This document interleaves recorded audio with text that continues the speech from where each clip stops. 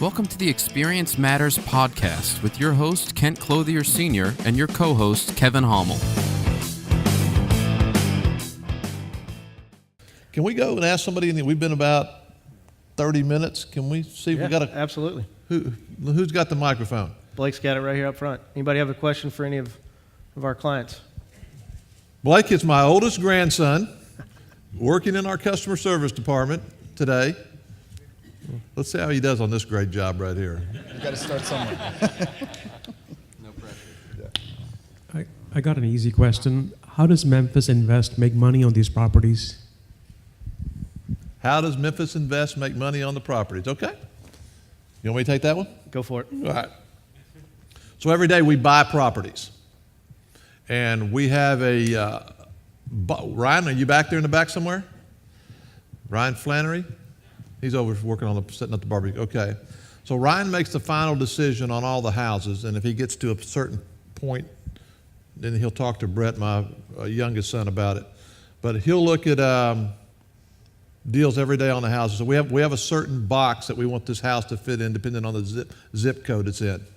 Memphis, Dallas, Houston, and then we break it down by zip code. We have all the records that show what we paid per square foot on every property. And then once we get it fitting into that box, and then our assessor people will go out and take a look at the house on how much it's going to rehab. And it could be anywhere from $20,000 to $50,000 that we're going to spend on this particular property. Then once we get to that, then we just fall into what the margin's going to be and what we're going to sell it. We have history that tells us exactly what to sell it, what previous investors have paid for in this particular zip code. But we make money on the house when we buy the house. And because we tend to overspend on the renovations, and things will change a little bit as the process goes along. But he has a certain box to be in on every zip code when we're negotiating prices to buy houses, to know that the final income is the final result is going to come out to the number that we're looking for in that particular zip code, which changes across all the demographics. Here's another one over here, Blake. Good morning. The question I have is, other firms talk about, if you're going to do rental real estate, that you want to rehab so that you have the nicest place that's for rent on that block or in that area.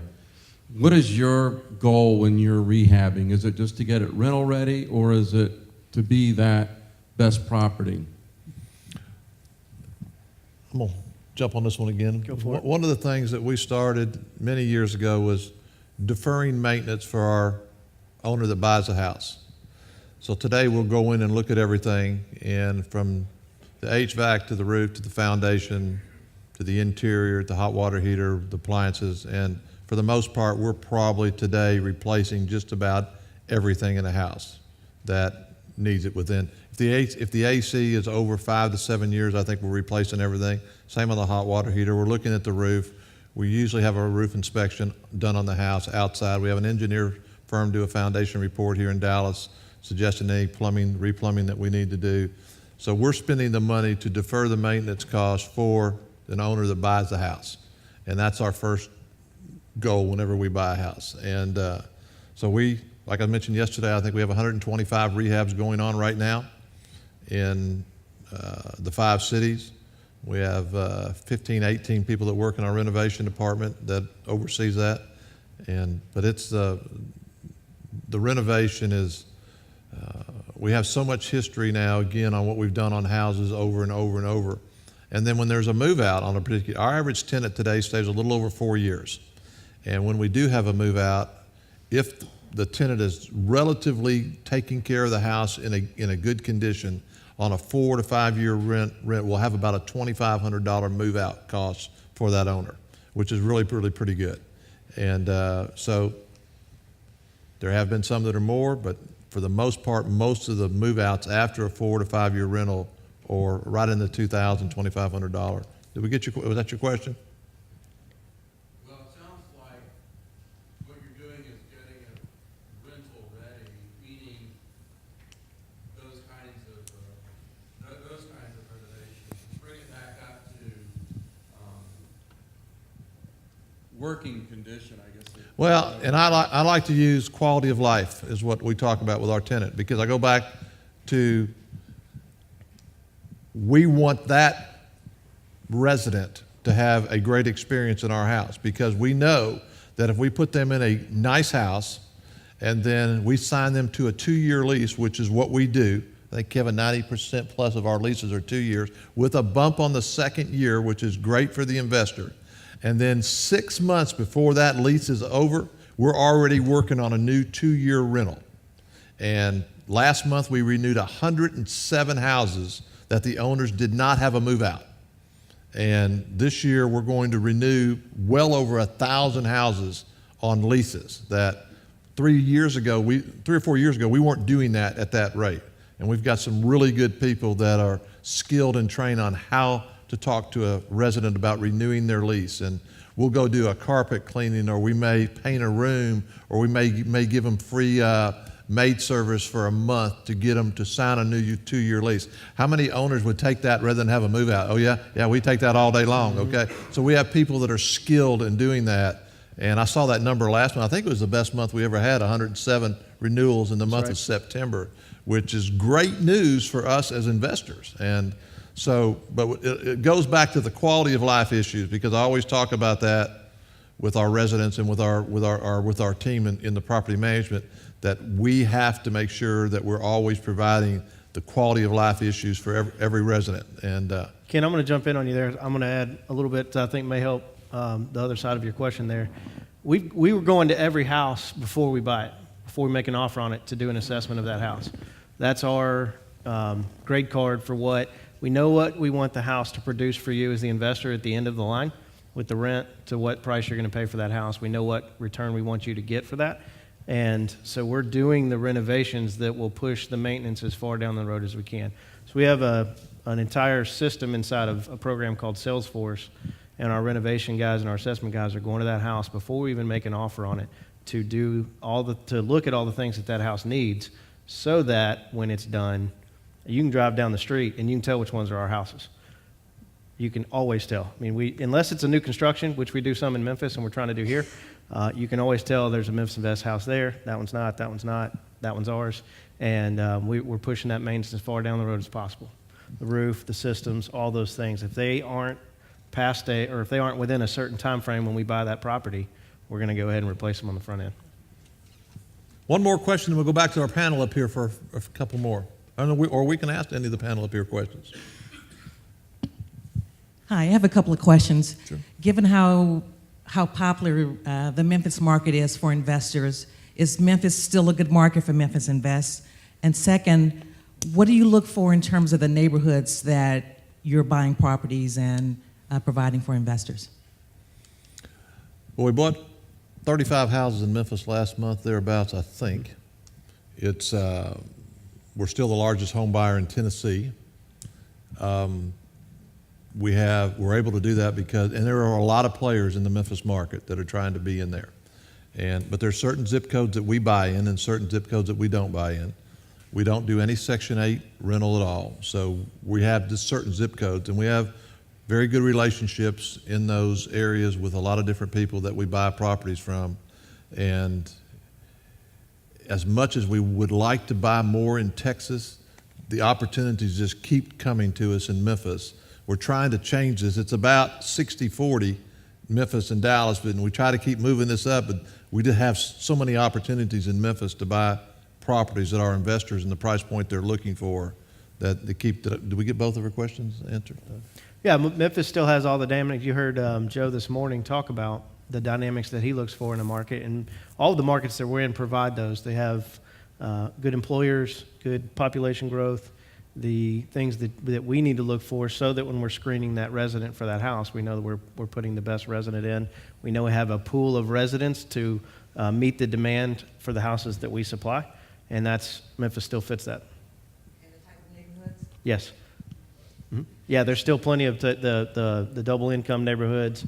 We're not buying in any of the real low income areas at all. The properties that we buy are going to be that 3-bedroom, 2-bath for the most part and up from that. And we try to hit a price point box that we feel like the investor community is telling us that's what that they want. Yeah, our average rent in Memphis is about $950, $975. In Dallas, it's about $1,100. But you can rent houses in both of these. There's parts of Dallas that we do not buy in also. There's certain subdivisions, certain parts of Dallas and Fort Worth both that we don't buy in. And because they're different type of rental area. And we want that higher rent. You can rent houses in Memphis for $695 to $700, but that's not the tenant that we want. That's not the resident that we want. So we've directed our purchasing to other zip codes where when we bring that house back to really good condition that we can get a higher rent for the investor. Yeah, our experience matters for you, but your experience matters to us, and the experience in those lower rental price points is not what you're looking for, so it's not what we go after. This lady right up here had a question a minute ago. So my husband and I both come from families that were real estate people, and so this is vastly different from what we've done to acquire the properties that we have. And just talking to people and hearing what their ROI is, I'm having a hard time coming to grip with paying a premium price for. It's just scary to me, because to me the ROI is just as important as the experience, and I kind of lean towards the ROI, just personally. And so, I mean, what's going to sway me to paying that premium price for a property? Well, our average return is 6 to 8%. And if you're looking for outside of that, then we would probably not be a good fit for you, because until you get over that hump and go through our process and see what type of services we offer, and till you get past that, it's probably not going to be a good experience for you. Hey, Kent, Roy has an answer to that, Sure. a response too. One other thing that goes along with it, one of the houses that I purchased, it was a couple that were living there. They split up. One of them moved out. Then the other one moved out. We were down 3 months' worth of rent. But one of them moved into another house that Memphis Invest was renting out. And Jill discovered that. And within 2.5 months, the entire 3 months that I was owed were paid for, because Jill contacted the tenant and informed them that they were still liable for the rent that was due to me. So that's one of the differences, is I don't know any other property management firm that will actually chase after a tenant that has moved out and not paid the rent. They usually assume that's your burden. That's what you've accepted. And I just encourage you to do your homework on the property management company, because that's the whole thing right there. That's actually something I needed to hear, because we're kind of floating that situation right now. Yeah, I think one thing, some of the metrics you talk about, like how often you have move-outs, how often you are able to retain that tenant, makes a big difference, because, as they've already said, the metrics that they track, you're saving a lot of money when you don't have a move-out. So you can get the ROI for 6 months with a 1 year, but if your vacancy rate is too high, then you can lose very quickly, the money that you would have made. So that makes a difference. Like I said, just in the short time that I've been there, and even with the other property management company I deal with other properties, that's very important, because whenever the tenant moves out, that's when I incur the most costs. They screen the tenants very well, so I never had to worry about that. So you can make those gains, but do you make it consistently over time? How much do you have to deal with? I don't have to deal with any of that. They've handled it, in every property management company that I currently deal with. So yeah, you can make the higher returns, intermittently or consistently, so that's one thing that's important to me. Pain or pleasure? Yeah. Because you just have to ask yourself, and one, it's you know your goals better than anyone else in this room. So you just have to find out what maps best and aligns with your goals. Like, so me, I don't live off this income. I told myself I'm going to grab this income, I'm storing it away. Any income that comes over the mortgage pays another mortgage. And I look at, it's almost like compounded interest. And just like Scott, I think, was referring to this morning, it was like more properties you own, you can basically start funneling it into focusing on one property and paying one property off at a time. instead of scattering it like you're seasoning meat. So it all comes down to your particular goals, because like you said, you do have choices, and that's the good news. We do live in a great market that you do have that ability. But just like Anthony was saying, it comes down to what's most important to you. If you have the peace of mind, you're not dealing with all the headaches, because I make a lot more money in my day job than this. And so do I have to sit there and say, okay, how much do I make in an hour? How much is my opportunity cost if I focus on trying to grab screen tenants in there, or if the water heater breaks or something happens on the HVAC, who's going to cover that for me? Am I going to fly down and over there? And so that's my goals particularly. But I want to ask a question then. Has anybody in the room bought a higher return property and it not been what you were told it was going to be? Has that ever happened to anybody? That it was a 10, 12, 14% and it ended up being? Sure. I bought 2 homes through your company about 8 years ago, and the price was a little bit higher than what the market was, I felt. And then within 6 months or so, I was approached by another company, and I bought 6 homes in a package. And those 6 homes, to give you an example here, just about 3 months ago, I got a call that one tenant left early, no recourse. I've got to pay $6,500 to have the house rehabbed that's been vacant 3 months. But those 6 homes, I honestly don't believe I made a profit in the 7 years I've owned them. And whether they're worth the value I even got them for to start with, Ed, because it was in a bad area. We have here with Memphis, and that's why I'm here, is because I plan on buying quite a few more. I've just sold a high dollar property and I'm going to reinvest here. But the point is, you pay more up front. You got the peace of mind, you have the return, and if you're looking for a short-term profit, I would say no, not here. But if you're planning on keeping this property 5, 10 years, inflation alone will offset the cost that you paid, but you've had the peace of mind and the return on the investment. That's worth a whole lot more to me than having to go out. Now, I also have problems. I've rehabbed homes outside of the businesses I had. I've actually rehabbed a few homes, rebuilt actually a few homes of my own. I definitely don't want that headache anymore.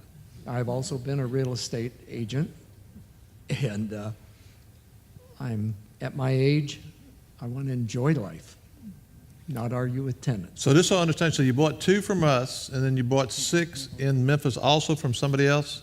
That is correct. Yeah. Okay. It was a terrible mistake. I probably shouldn't say anything. Well, Freddie, I was going to ask you a question, because you said in your introduction of yourself that you realize that we're not perfect, and not a lot of companies are going to put clients up on stage that they haven't pre-screened and said, hey, don't say anything bad.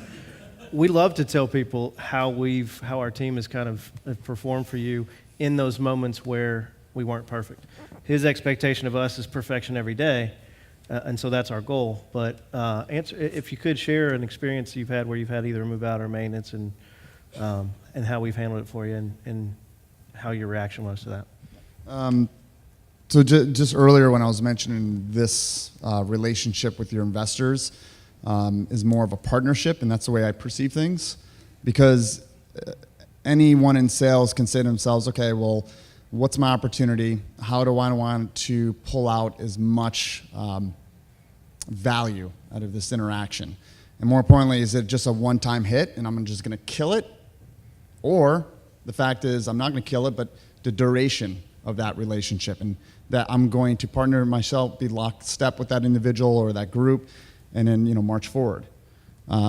With you guys in particular, it's just the sheer fact, like I said, you guys never came and said, hey, we are the best in the country, trust us, and that's it. And anyone that does, those are the people that I tend to really stay away from, because we're all human, we all make mistakes. But the question is, what do you do during those times of turmoil, right? How do you address the situation? And more importantly, how do you partner up with the people and team that's around you to come to a resolve? And then that's what impressed me the most with you guys is one is your professionalism. And then two, it's like you didn't push it off on me and say, well, sorry, Freddie, it kind of is what it is. We all took ownership. And because of that, like I said, I will strive and I'm an advocate of the business model. And like I said, in particular, one situation came up where I had to move out. And then I was looking through the list of things that were coming up for improvement and whatever else. And it looked like there was a double dip, meaning that, wait a second, I'm like, how am I getting charged twice on an activity that just took place a month ago? So then that's when I brought it to the attention, and it was like, wait a second, that's obviously, let me find out what's going on. Let's investigate. And then that's when it came out. It's like, it's a mistake with one of the contractors, and we went down the route and we corrected it. So, and I say we, you guys did, but the way I look at it, it was a team effort. Me kind of identifying it, and like I said, I do track my stuff quarterly and annually basis, just like I do my stocks. I mean, we should take ownership. Yeah. But that's, like I said, it impressed me the most about that. And so what you may not know is when that kind of situation happens, a lot of companies can say, hey, look, it was a mistake, we'll fix it, we'll take care of it. What's going on behind the scenes is that we're gathering everybody around the table that was involved in that and saying, how did it happen? Make sure it doesn't happen again. Where's the mistake? What fell through the cracks? That just comes from Kent's, again, his obsession with perfection. And then I'm probably taking that vendor and we're drilling down even more. Mm-hmm.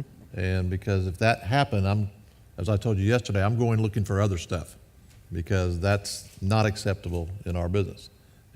But when you have 80 employees and you pay out this year $30 million in renovations and maintenance, and we have 300 vendors between the three cities, and things are going to happen like that, but that doesn't make it right. Now, I will win you over before it's over here, okay? And I'm not going to sell you anything, all right? You'll come to me wanting to buy something before it's over, all right? No, I'm serious. But the process is that you hear these things, and you ask all the important questions that you have. And again, we come into these things, and we didn't bring one of our salespeople this weekend. And we're not here to sell houses. We're here for you to talk. This is your first time to one of our events? So all these folks, you meet them and you talk to them. You hear me talk about things like our reputation, credibility, and integrity, which are the most important things. And I think most people want to do business with people like that, and versus other things that could happen, such as that gentleman right there. Now, but we want to do the right thing, and you, of course, have to do your due diligence. And when we get together, you'll decide if we're right for you, and we'll decide if you're right for us. And we'll just see where that goes, and hopefully it all works out. You have questions? Blake, you got a few? Can you explain what your eviction process is? And anybody on the panel, have they had to have an eviction in one of their houses? Because somebody say that they went 3 months without getting a payment and other things, and that's a concern to me right there.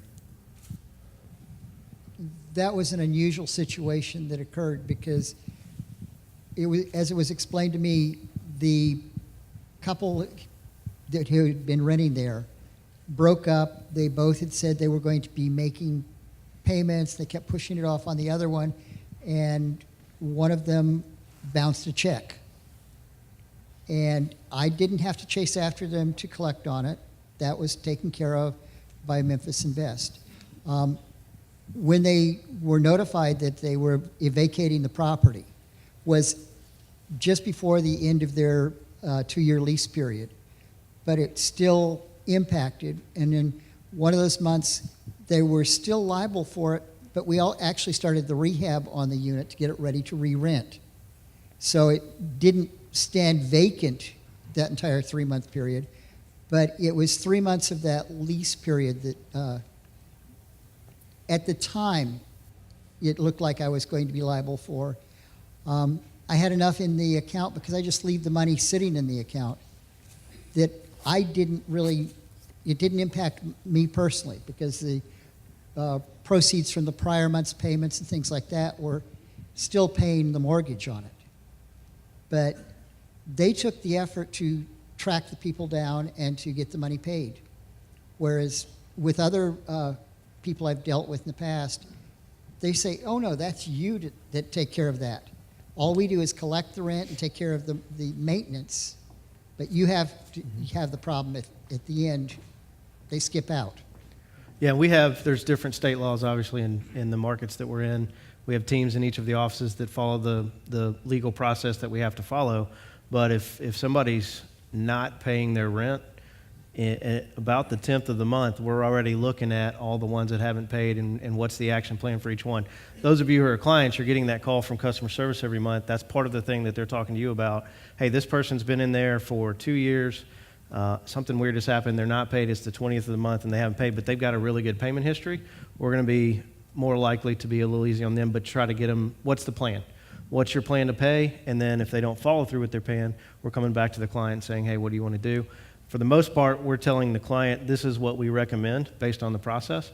And when you serve 1,600 clients, everybody has a little different feel. Some people will say, hey, I don't want to put them out.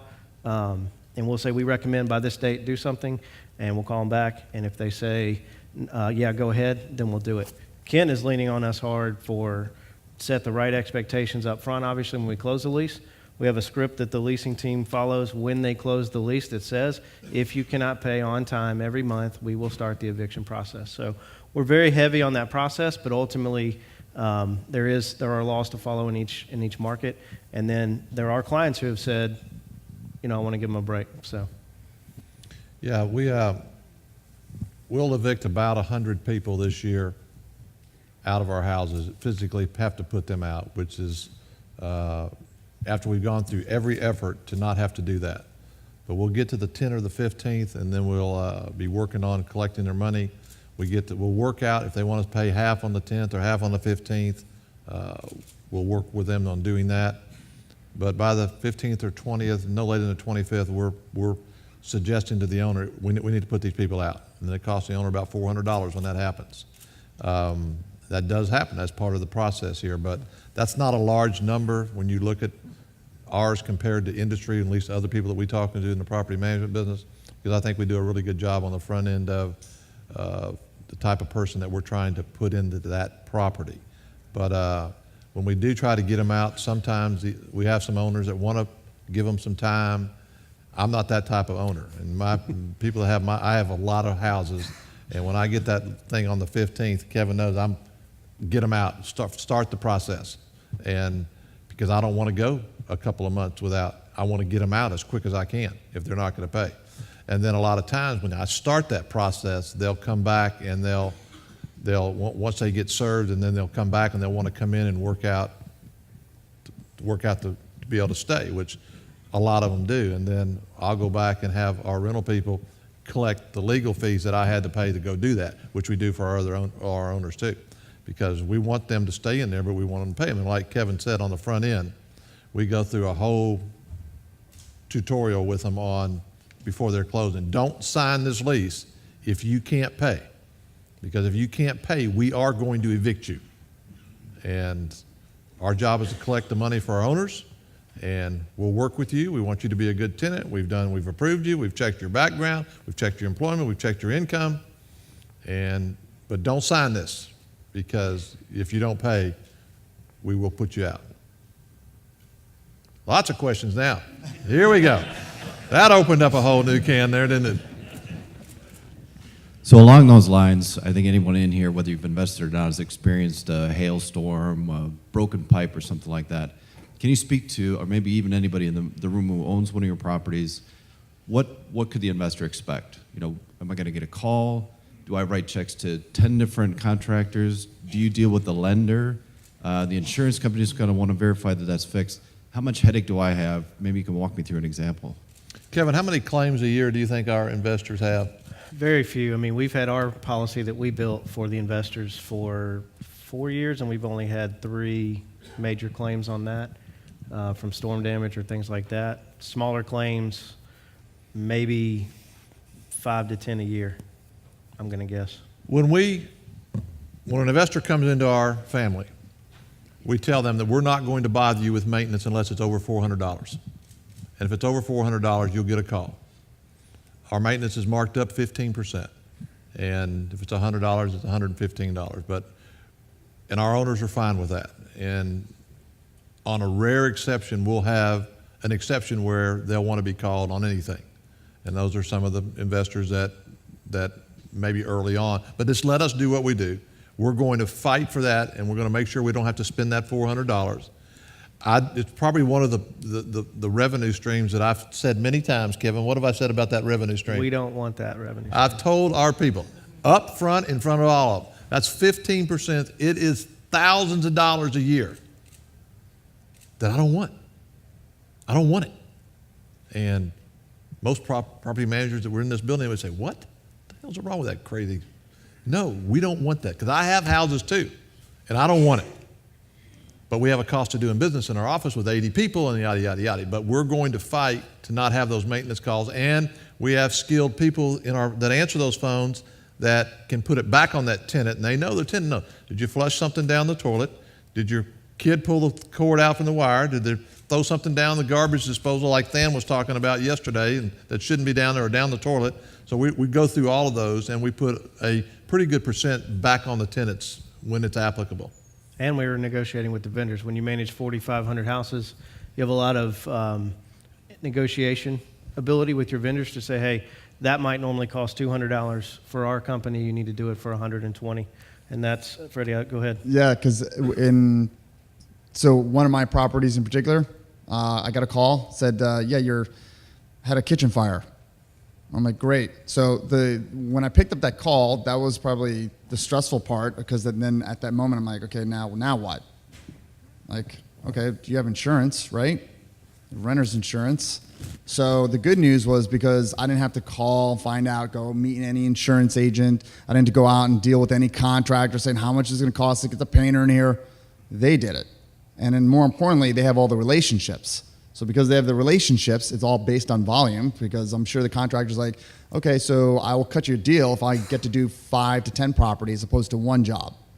And so they all manage that. And the good news is, who got the check on the difference from the insurance? I did. And it was substantial. So it was a great day. I'm like, thanks for that kitchen fire. Yeah. I was like, because I remember I was talking to Yep. Cindy, and Cindy's like, Freddie, don't worry about it. I'll call you up and I'll let you know the cost from our contractors to do the cabinets over and everything. And then I got this check in the mail. I'm like, Cindy, there's got to be a mistake, because I got this large check, and when I say large, I'm talking about well over 11 grand. Well, we had that. Now, I'm not saying that this is a business of anything wrong, but I had to call up the insurance company. I was like, is this legitimate? And they're like, no, it's done. We already paid off everything, and I had to check. We just had this experience for 2 clients in Memphis with the windstorm that came through. Both of them, even after their deductible, the deductible on our policy, if you're with our program with Willis, is $5,000. Even because our contractors could do the work for so much less than what their national database said, both of those investors put money back in their pocket, pretty close to what you were talking about as well. And they're like, that's fine. I mean, if your guys can get it done cheaper than our system says, then more power to you. But because of relationships that we have with contractors that have been with us years and years and years, and with us bringing a lot of them in the first of the year and talking and negotiating better prices for that, then that was a direct reflection of that right there. Because a lot of the street prices that people go out and pay for to have a home renovated or whatever might be $40,000, and we may be able to get that done for $22,000 or $25,000.